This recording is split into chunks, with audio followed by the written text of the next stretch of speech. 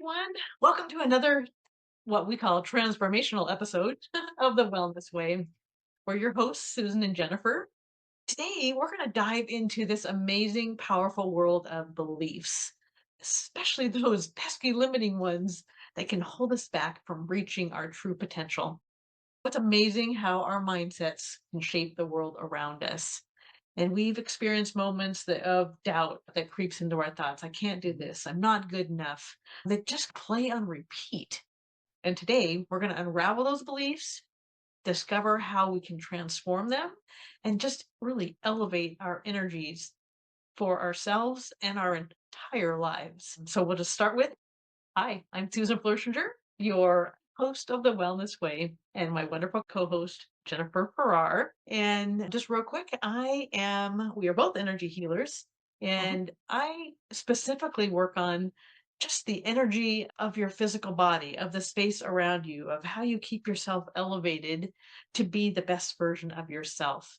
And just have a whole lot of ways to help you and work with you to be the best that you could be. Jennifer? I'm Jennifer Farrar, Healing Peace Within. And like Susan, I'm an energy worker and have been for a very long time.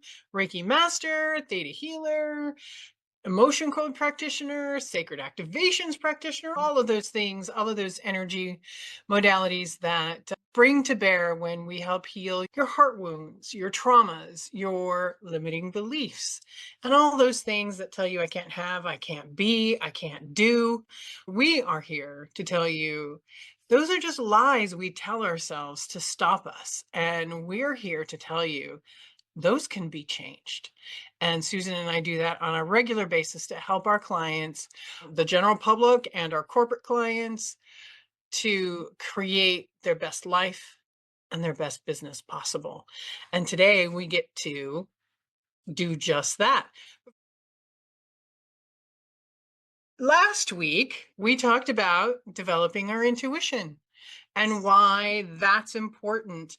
And we gave you a couple examples of how to do that. So, what your intuition is the ability to understand what's going on, to understand and perceive those signals, those internal signals, that those feelings, those knowings, those visuals. But once you start developing them, they become a great tool in how to create your life. One of the exercises that we did was trust your first impression. Trust those signals that your body and your brain and your life, your spiritual life, your educational life are telling you information on how to do, where to go, where to be, and what decision should I make. One of the things we both teach our clients is what feels light to you. If you're Yes. trying to make a decision and if something feels light to you, then that's probably the best course of action. But if it feels icky, or we feel like, oh, something got stuck in our throats, or we have a pit in our stomach and our body feels heavy, that's your intuition trying to tell you that No. something's off, and you need to look at that a little bit deeper to find out what's going on. It gives you information to help navigate your life. And Mhm. go back to our episode and watch it, and you're going to get some tips and tricks on how to develop your intuition so that you can make those decisions in a nice, gentle, easy manner. Jennifer, this is probably the key thing for all of the work that I do from an energy healing point of view is tapping in and tuning in and listening to your intuition and having Mhm. that dialogue actually with your body, with your mind, with your spirit, because that is accessing the truth of you and what things work best for you in your life. And so it really is such a key awareness and practice if you're not used to doing that to truly start practicing your listening and understanding Mhm. and taking action on what your intuition is telling you, and your whole life will change when you're listening to what is best for you and making choices based on that. Because everyone has intuition, we're Mhm. born with it, but you get to practice to develop it. Talk to me about understanding our limiting beliefs. Okay. We've called this episode Transforming Your Limiting Beliefs to Elevate Your Energy. It truly is the beliefs that go on in your conscious and unconscious mind are what drive what shows up and what you feel and experience in your life. And you may not realize it or that you are in full control of that. And those experiences are based on what the beliefs are that are going on in your being. And so we want to help you understand that some of those beliefs are what would be called limiting beliefs. They're the thoughts that hold us back from truly thriving, and they might be in that form of I shouldn't, I can't, I'm not capable. It's the kind of that those negative forms of you can't do what you're meant to do. And so we develop those beliefs from the moment that we're born, from the what's in our environment, our parents, our just who's around us.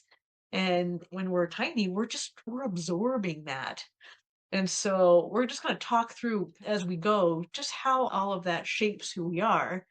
But it doesn't mean it's concrete in there that you can't change it. But the things that don't serve you can be changed. And so we want to be able to kind of just help you understand what that means and what you can change and maybe can't change. It's a lot of it's about choice and awareness of what those beliefs are. My sister-in-law runs a daycare and she takes care of infants to into to they go to kindergarten. And one of the kids, one of the girls, just every time she thought she was going to get into trouble, she grabbed a toy from one of the other kids and that kid started crying. And my sister-in-law just looked at this girl and said, "What choice are you making in this moment? Was that a choice that made this other kid happy? Or was it made that kid sad?" And she pointed out to the girl that you're not bad. You're not bad because she thought she was going to get into trouble. She thought she was bad. That was her belief that she was bad because evidently that had come from the parents. And my sister-in-law was like, "No, you're not bad. You just made a choice." And one of the things that what you had said is we absorb our limiting beliefs from those around us, and most of communication when we're before we're verbal is pre-verbal, so it's behaviors and actions by our adults or the people around us that teach us whether we are good or bad or good enough or not good enough, and we Mhm. absorb those at such a young age. What Talk to me about that. A lot of what it's what you experience. What the example that you gave was perfect because you make some choices, you Mhm. do some actions, you perceive what effect that will have on you, and that helps you decide, okay, what's the next step and or next action that I'm taking. And those when you're around different environments, different people, different cultures, different whatever, there's certain ways of operating, and those Mhm. create, again, those beliefs in us. But how you are when you're in just you with somebody else, or when you're in school and when you're playing out with your friends, you develop how you want to operate. And sometimes those can shut you down and not Mhm. let you move forward in a uplifted and vibrant way. And sometimes they can truly propel you into, man, this is fabulous and I'm having so much fun and joy doing this. But it's their repeated thoughts and feelings and beliefs that each day we operate on. I know one of my kids would often say, "Oh, I'm not artistic." And then she wouldn't take steps to believe that what she was doing or drawing or whatever was of any value. And I'm an artist. I paint, I do mosaics, I do a lot of things that because I don't have that belief. I have that belief that I want to try this is fun. This is builds me up by doing this. Doesn't mean it's going to be perfect in other people's eyes. It doesn't mean it's going to be perfect in my eyes, but Mhm. I enjoy doing it and I would call myself artistic. And so we can have again, our beliefs be supported or not supported by putting those labels on that I am this or I'm not this or I'm shy or I'm outgoing or whatever. And wouldn't it be nice if we could just pull all those off and do what is good and uplifting Mhm. for us Yep. instead? I took a lot of design classes in college, and I never thought my art was good enough, and I never thought my designs were good enough. So that's what I told myself. And until years later, when other people were I graduated, and other people were looking at some of my artwork, and they're like, "Oh my God, you're awesome!" And I'm like, "Really, really?" And my husband, who is a teacher then and a speech coach, he took those designs to his school and used them as teaching elements for some of his classes because he also taught theater. So how awesome is that? And that kind of leads us into the impact of our limiting beliefs on our energy, which is what we want to talk about today is elevating our energy and our body. The body. So limiting beliefs, they impact us physically, mentally, emotionally, and spiritually. They can be subtle, like just "Oh, I'm not going to do that. To I gotta get away from whatever this perception is. So, and a lot of times in social situations, people will get very anxious because Mhm. they have a limiting belief about themselves that's telling them that it's not safe to be here. So your body's going to react and create all sorts of heart palpitations, sweaty palms. Like I don't like driving and I love being in the mountains. I don't like driving in the mountains. And Right. whenever I have to, I'm like white knuckling it. And then I get sweaty palms. That I Yeah. don't like driving in the mountains is creating that physical sensation within my Mhm. body. I just usually have my husband do the driving in the mountains and then I close my eyes. Right. But a lot of them go back to what you just said, where, yeah, I'm not safe, or what I am doing, it's not gonna be safe for me. And there's some common sense about it, but there's Mhm. also it's just a natural, like I said, that sweaty palm thing is your body's responding to, I've not put myself in a safe situation. This isn't gonna be good for me. It's perceiving and making a judgment on all of that, and that is affecting your physical body and how it reacts and responds. Yeah, and it's affecting how I enjoy being in the mountains. I live in Iowa. We're pretty flat here. And Yeah. so it's a treat for me to be in a mountainous region. And Mhm. that perception changes, doesn't allow me to be as free and expressive and have so much gratitude for the beauty around me. Cause it's just a different, I love being in the Midwest. It's a different type of beauty. So that leads us into a an example of how a limiting belief can change our body and can have serious repercussions on our body, not just sweaty palms. I loved my mother. We were best friends. And I learned so much from her. She was an entrepreneur before the word was coined for what she did. She was an Avon lady. She was a commissioner in the Boy Scouts. She sold Tupperware very successfully. She sold jewelry, all sorts of cool things that she did in her life. And Mhm. yet, she had a belief when she turned 70, she was going to be old and die, and she was just going to be decrepit. And I watched her create illness after illness to make that belief true for her. Mm. Yeah. And I asked her about that. I said, Mom, your mother, when she turned 70, my mom actually passed away when she is 73. And I said, "Your mother, my grandma, is still alive and kicking and doing well." And she was in her late 80s, early 90s at this point. And I asked her, I said, "Do you think your mom is old?" And she said, "Oh no, my mom's not old." I said, "But you're younger than your mom. Mhm. That's how that works." Right. And my mom had 8 kids, so she kind of laughed at that. And I said, "So do you think you're old?" And she said, "Oh yeah, I'm old." And she created an old lady's life Right. after that. It's amazing how powerful those thoughts are in literally creating the life that we are living. Yep, exactly. And by acknowledging and transforming these limiting beliefs, we open up the pathways for energy to move freely and help rejuvenate our body. Not only our body, but our mind and our spirit.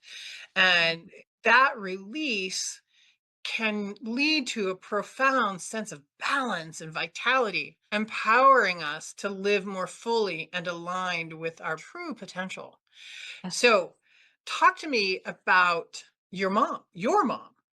Yeah. My mom is alive and in her 80s, and she is I say she's doing great. She's a little slow in areas here and there, but she is active and she's the one that's taking her friends out and doing things. A lot of her friends though are in a place where they are like just similar to what your mom was saying. It's okay, I'm 70, I'm old, I'm gonna hurt, and things aren't gonna go as well. They've created that verbiage, that regular verbiage in how they think life will be now that they are in their 70s and 80s. Mhm. And I've noticed I'll have calls with her, and her voice will be low. She'll be like uh, reacting to the people around her that are talking that way. And then I'll say, "Hey, mom, but look at what you're doing. You're celebrating, you're going out 2 or 3 days a week. You're taking your 50-year-old friend to her work because you can and you can drive and you're doing great." And it's, oh, and it just pops her right out of that low kind of humdrum state that she got it in because of other people's thoughts and beliefs. And it just pops her back up, and it's like her whole voice and attitude changes as quickly as that of just being aware that, oh, you're in an environment this morning that was just not creating that uplifted, fulfilled, energetic life that you normally lead, and Yep. you can have just by saying, "Oh yeah, that was going on, but that's not me. That's not my normal MO." Okay, yeah. And it was just literally such a short conversation that switched it right back out. So it's just amazing how fast we can change how we are operating and functioning. And it's amazing that a limiting belief, how much it can drain our energy, Yes, how much it can and how lead to a fast. constant state of stress and fatigue. Isn't that amazing? It's So, shocking, um, but true. we want to talk just briefly about how a positive belief, such as I have to serve, or I love to serve others, actually it can have a negative effect. So it's not just a limiting belief, can be a positive belief in our brain, but have a negative effect in our life. A quick example of that is my father-in-law. My father-in-law he was an amazing man. He's in spirit now. He served his community by being the principal of the high school, and then he was deputy superintendent. And then after he retired because his doctor told him to retire. You need to retire. I think he was busier in retirement. He found mentors for kids, at risk kids. The belief that he had to serve, and I talked to him about this, and I just want to make a difference in people's lives. The negative effect of that was not really for him, it was for his family around him because he was spending so much time outside of the home, taking care of the community, taking care of other kids. And yes, he has some amazing results and brought a lot of kids around from going down dark path to bringing them back into the light. But the problem was that belief, I have to serve others, I want to help, I want to change people's lives, detrimentally affected his family. And his family was like, "But what about us? What about me?" And I know Yeah, my husband, the youngest, really felt that impact. I was like 5th or 6th down on the list of my father's importance. And he believed his father didn't love him. And his father, I know for a fact, loved him dearly. Right. So a It's the positive perception, belief, right? exactly that perception, a positive belief can have a negative impact on your life. Yeah. And that's just one example of that mind body connection in your health. And when we hold on to negative or even positive beliefs like that, our bodies can manifest all sorts of things. We talked about your mom, we talked about my mom. And because our beliefs influence our emotions, which in turn influence our physical and psychological state. And Yeah. research into that, and the wellness industry is a multi-billion dollar industry, and it's designed to do just that, bring about our wellness, hence the wellness way, and Mhm. bring about that awareness of what our beliefs are and give us a better sense of well-being.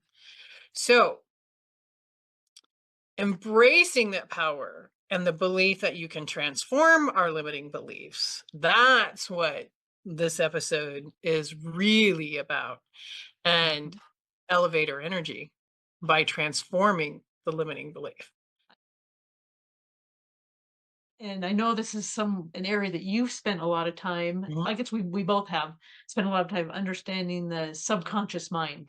And that's so much of our forward facing reality, and what we choose and do is what our subconscious mind is operating from, which is like 95% of our beliefs are what's in there. We have a little bit that we'll go through from what you can see, what you can feel, that main percent, that main actions that we take moving forward, but that's 5%. The rest of it is governed by our subconscious. And a bunch of what we're talking about here is that we have some control. We don't always think we do because it's at a layer that you can't necessarily see and feel right out. But we have control about that, and we can reprogram what is going on in our lives when we can step into that subconscious mind and address it. Share Exactly. more about that for us. I love what you said about it operates between 95% of our life and it's on autopilot. Like we don't need to think about breathing. We tell you to think about breathing for specific reasons, but it's like our autonomic system. And it starts, we've said before, it starts even before conception. Actually, our subconscious is designed to keep us safe. It's, as Susan said before, it's a storehouse of information. Everything that you have been exposed to. How you're listening to this? Is the volume too high? Is the volume too low? What do their voices sound like? All of that is being recorded in your subconscious mind. And it's designed to keep you safe. And that means safe means everything needs to stay the same. So once something is recorded in your subconscious, it wants to keep you safe, and it wants to keep you in homeostasis, meaning the same. And when you try to change something in your subconscious, we're not saying it's not impossible because we're going to show you several methods to do that. It's designed to keep you safe. Hence, we said before, it creates situations, circumstances, and situations, and literally activates the law of attraction and draws to you situations and circumstances and people to prove whatever that belief is to be true. Hence, the example with Susan's mom, she had the belief that I'm getting a little older and a little decrepit, everyone else's belief. But when Susan reminded her, no, no, no, you don't have to buy into that. Oh, yeah, I guess I don't. Life can be better. So we also have genetic memories and genetic beliefs passed down from our ancestors that get stored in our subconscious that we come into within our birth. So we have to deal with that. And the subconscious is also designed for our instincts. So we don't really know, sometimes we don't really know why something bothers us, but we're like, that's usually something in your subconscious telling you that's not safe or that's not good for you. That could be genetic, that could be from our ancestors, that could be from an experience we don't remember as a kid. And I'm going to give you an example of that. I had a client who just she kept saying, "John, I want to raise my hand and I want to do all these things." And I'm not quite sure why she had to raise her hand, but that was her belief. She said, "I want people to recognize what I do." And we what we did was we traced it back to when she was 6 years old. Teacher asked a question and she raised her hand and the teacher made fun of her. So what that taught her, that experience taught her, was that raising your hand, being seen, was not safe. And she's in her 60s now. And now she's an author. And once we got rid of that, she finished her book. She's now a coach and she's doing all these things. She started a YouTube channel. And once we got rid of that limiting belief through one of our methods that we're going to teach you, Yeah. she's raising her hand and doing all these great things. So that's an example of how, another example of how our limiting beliefs and our subconscious, all of those things that were recorded, shape our lives, Mhm. shape our lives. Yeah. And the concept now is, what does that mean? And how can we Right. reprogram it?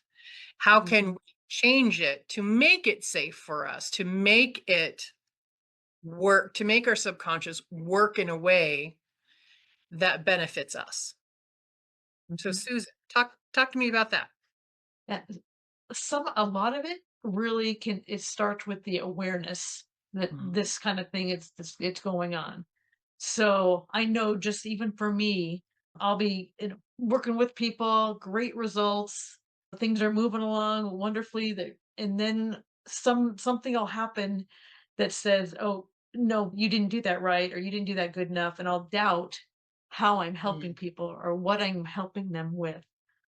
And all I have to do sometimes is my husband will say, why are you saying, oh, maybe I shouldn't be doing this work? Maybe I'm not good enough at what I'm doing. It's not making enough difference." And he'll stop me and he'll say, okay, I want you to think about all of the people that you have helped and even how you've helped them. And, and in that second, it's okay. mhm. Yes, I'm doing good enough. I am doing the work that is benefiting people. And so some of the reprogramming can come with just that awareness of, or somebody reflecting the awareness that, no, Mm. you're doing great, keep going. Doubts are going to come because doubts and fears and the stuff that you're not doing what you think is good enough or right enough or the best. That's just a perception in a moment that's mostly from fear. And so having people around you that can reflect a more truthful reality for you to keep you on track is a great way to help reprogram. And then there's ways that you can do this yourself by realizing this. Maybe you're seeing the patterns of what's going on in your life is like, huh, I am not able to say make money at this and I'm doing this and I'm this and this. And it's like, oh, huh. But my grandparents Hmm. did the same way, and oh, and their kids the same thing.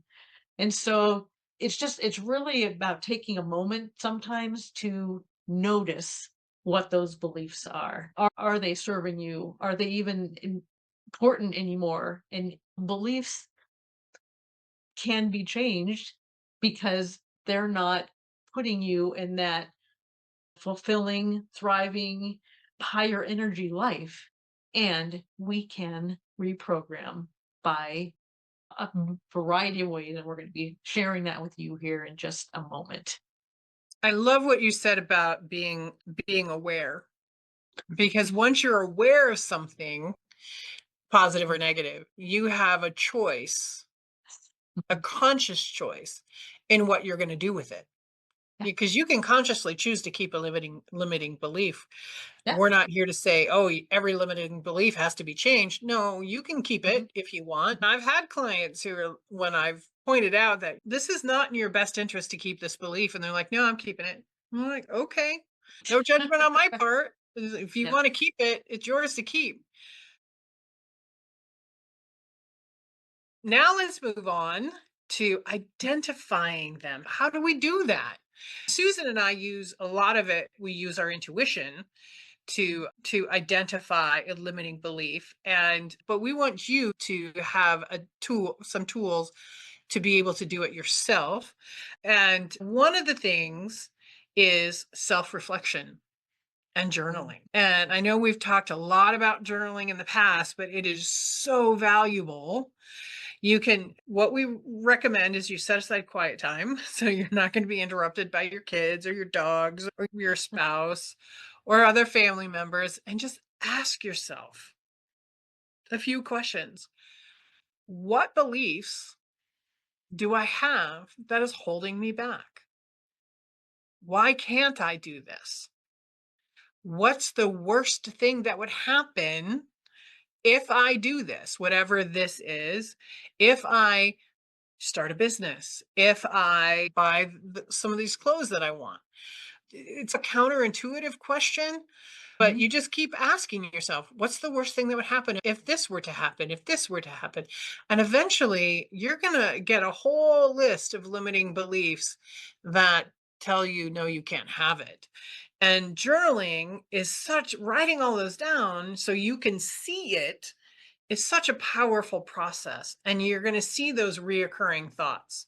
And I cannot stress enough how important it is to become aware of the limiting beliefs, and journaling and writing them down is going to do just that. Yeah. One that I use very regularly, and I along with that is just listening to your inner Mhm. dialogue. That's part of what we talked about during the developing your intuition episode. But just maybe take a day and just notice what your inner dialogue is telling you throughout the day. Is it self-critical? Is it doubtful? Is it, what is it doing when the things are challenging? What are you thinking when things are maybe going more smoothly? And just listening, just being aware and allow yourself again to take that one day and just jot those things down. You can refer back to them and see which ones are really popping up on a more regular basis. And you can do that one day, a couple of days, but just to start gaining that awareness and understanding of what those are, because it reveals maybe where those came from, where, how those started. Are those even something that I operate on? Or hey, maybe that's something that my family operates from, or my parents. And so just listening to the thoughts that are going on is a great way to start to figure out what are those ones that are holding me back. One of another question is, whose voice is this? Whose voice is telling me this when I Yes. hear I can't do, I can't be? And my mom had a lot, and I'm picking on my mom, but she was really a I great love her. lady. But she also had a lot of safety issues. And one of the things that I was a manager at JCPenney for 18 years, on and off for 18 years. And towards the last 7 or 8 years, I hated it. I was really good at it, but I hated it. And it was killing my soul. But I was so afraid of leaving this job because my mom would tell me, you need the safety and security of this job. You have a regular paycheck, you have a 401k, you cannot leave. Mhm. But it was after I actually got up the courage to leave with the help of my husband, I realized that wasn't my fear at all. That wasn't my limiting belief I was listening to, it was my mother's, because she had the safety and security issues, because she didn't have that in her childhood. She was passed around a lot as a Mhm. kid from family member to family member. So she didn't have that safe foundation. And that was her limiting belief, not mine. So Right. that's also a good question. Whose voice is this? Yeah. Ah, okay. We have a couple of these ideas of meditation, mindfulness, recognizing your physical reactions, but we want to get into some of these transformational tools and a meditation. We've only got about 10 minutes left. So let's pop into some of that now, then the ways of transforming limiting beliefs. And we're just going to go through these ones really quickly and then pop into our meditation.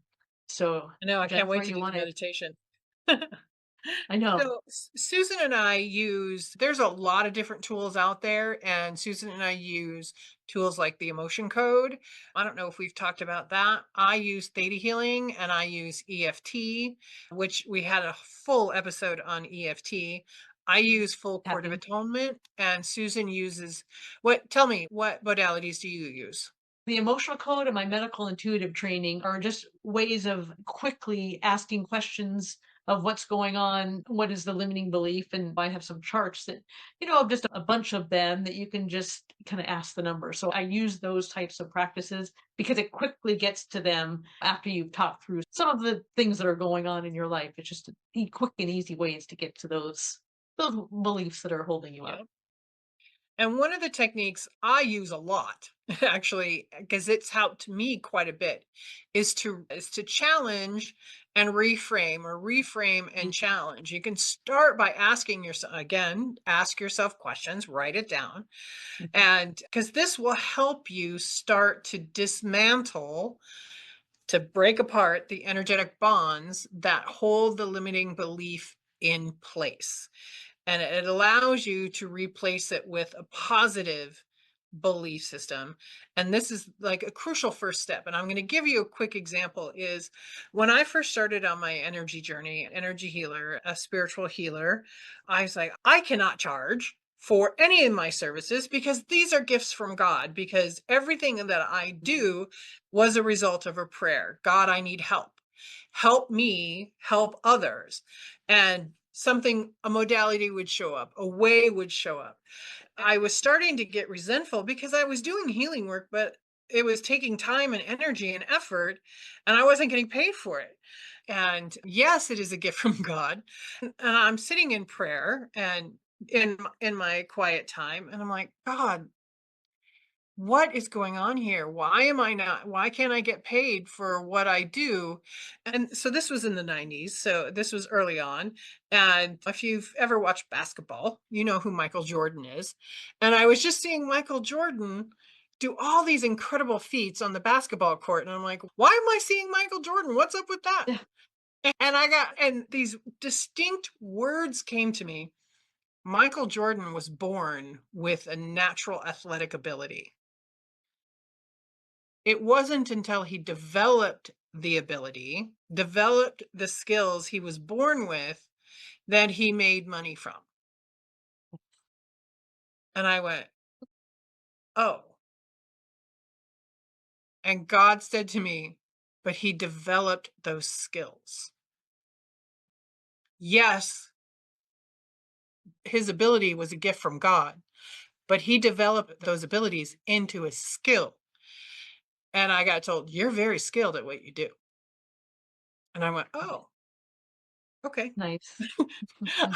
And so I reframed that. Yes, it's a gift from God, and not but and I can get paid for what I do, Yes.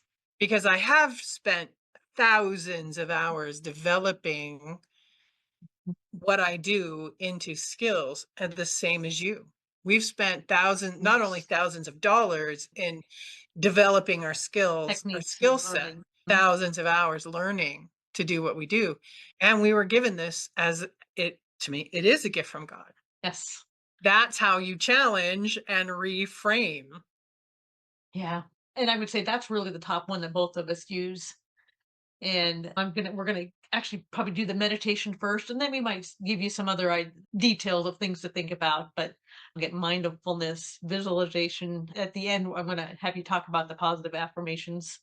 Okay. And what we already talked about earlier, surrounding yourself in positivity helps you be more positive, helps you train yourself and your thoughts to be more positive. Well, if we can get to that before we're done, we'll do that. But I want to just take a moment and do this meditation, and then we'll see if we have a little more time to chat. That'd be all right? Yeah, perfect. Okay. Just a little disclaimer like with all meditations. So if you're driving, operating machinery, being in a place where you can't be silent and quiet, and when you're sinking in, do not do this meditation. And I just want you to, as I start all of my meditations, just take a few breaths. And it gets up in our space, in your presence, and your time just listening and hearing what you need to for you.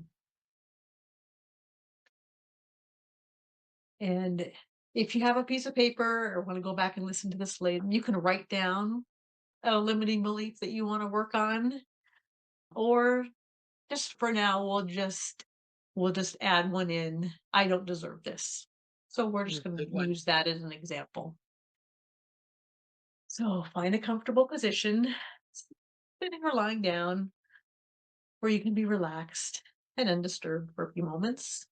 You can close your eyes and gently take a few breaths, inhaling through your nose and exhaling out your mouth. With each breath, just allowing your body to relax, letting go of any tension or worry.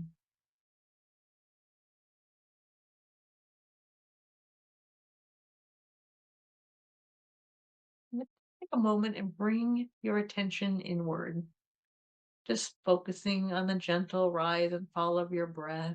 If it's easier to put your hand on your belly to feel that rise and fall, do that and just continue to breathe, letting your mind settle and become still.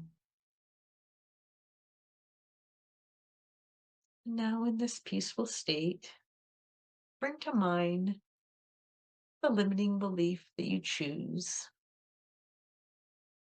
And we're going to take just about 30 seconds to allow you to fully experience this belief and how it affects you. If you didn't have one and want to use the I don't deserve this, just notice, just let your mind just play back for you how that belief could be affecting you in your life, your family, your job, your relationships.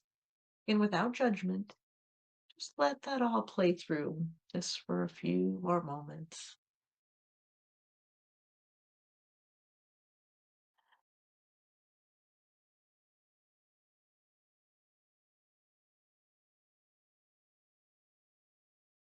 Just notice any thoughts of what you're experiencing. Notice where you're feeling those thoughts in your body. There's some particular place where you feel heaviness or tension.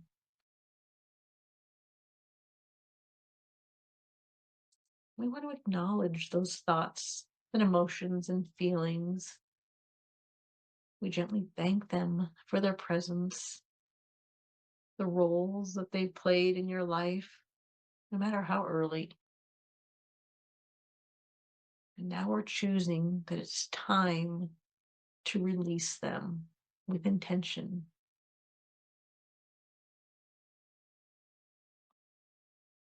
I want you to picture a balloon just outside the middle of your body with a cord attached. We're going to hold that limiting belief, all of the thoughts and sensations in your body, all associated with that limiting belief. Ask it to be pulled out of your body and into the balloon via that cord. Just letting it pull out and go all into the balloon.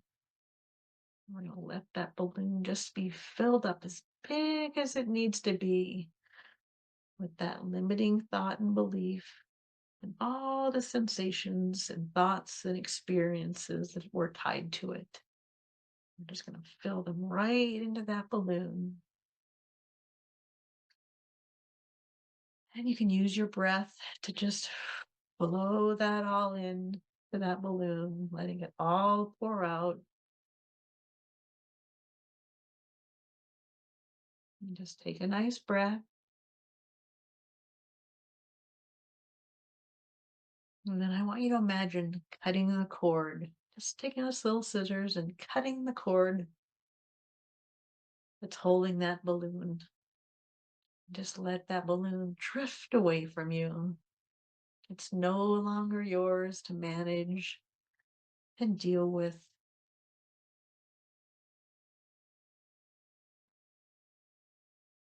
And as that floats away, I want you to picture yourself being wrapped and supported in a warm, glowing golden light. This light represents love and compassion and peace and joy. Mm.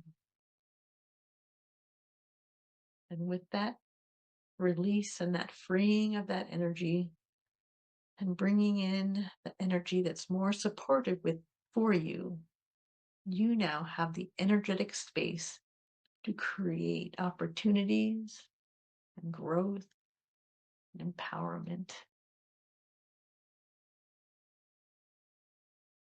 Mm. And in your mind's eye, imagine that you're standing at the base of a beautiful staircase, each step glowing warmly. As you place your foot on this first step, just feel the touch of the surface beneath your feet.